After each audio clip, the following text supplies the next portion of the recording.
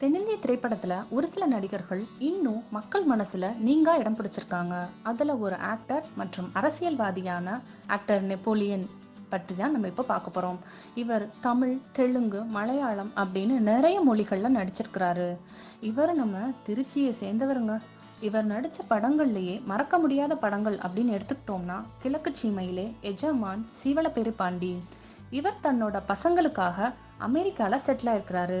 அட அங்க அவர் விவசாயத்துல இருந்து டெக்னாலஜி வர எல்லாத்தையும் கலக்கிட்டு இருக்காரு. ஃபேமஸ் யூடியூபர் இர்ஃபானும் இவரை வீட்டுக்கு போய் லேட்டஸ்டா இன்டர்வியூ எடுத்துக்கிறாரு. இவர் சென்னையில ஒரு ஐடி கம்பெனி ரன் பண்ணிட்டு இருக்கிறதா சொல்றாங்க. இவர் ஒரு கேரக்டர் ஆர்டிஸ்டா 2003ல 15 வருஷத்துக்கு முன்னாடி போக்கிரி அப்படிங்கிற படத்துல நடிச்சாரு.